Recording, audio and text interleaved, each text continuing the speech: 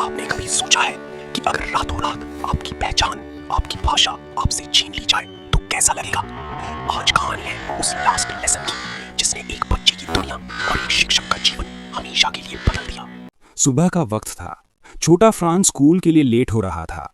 उसे डर था कि उसके टीचर एम हेमल आज पार्टिसिपल्स पर सवाल पूछेंगे और उसे एक शब्द भी नहीं आता था। उसका मन हुआ कि स्कूल छोड़कर कहीं बाहर भाग जाए, पक्षियों की चहचहाहट सुने। लेकिन जब वो टाउन हॉल से गुजरा तो बुलेटिन बोर्ड के पास भारी भीड़ थी। उसने सोचा, अब फिर क्या बुरा समाचार हो सकता है। उसने रशियन सोल्जर्स को ड्रिल करते हुए देखा। स्कूल पहुंचा तो वहां वो शोर शराबा नहीं था जो हमेशा होता था। सब कुछ संडे की सुबह जैसा शांत था। उसने क्लास में झांक कर देखा।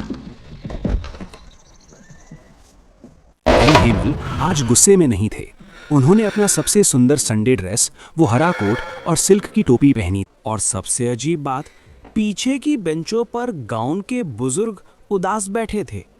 तभी एम हेमल अपनी कुर्सी पर बैठे और बड़ी ही गंभीर आवाज में बोले, This is the last lesson I shall give you. The order has come from Berlin to teach only German in the schools of Alsace and Lorraine.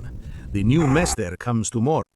ये शब्द फ्रांस के लिए बिजली के झटके जैसे थे। उसे एहसास हुआ कि जिस फ्रेंच भाषा को वो बोझ समझता था, वो अब उससे छीनी जा रही है। लगा,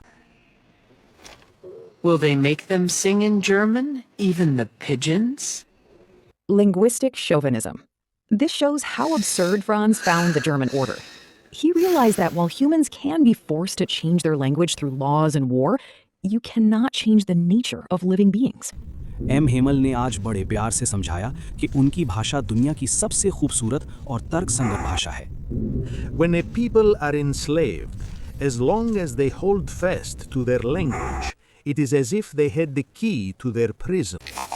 He gazed at the territories on the map that were being taken away and told his students that no matter what happens, they must never give up. Class में इतना सन्नाटा था कि सिर्फ कागज पर पेन चलने की आवाज आ रही थी।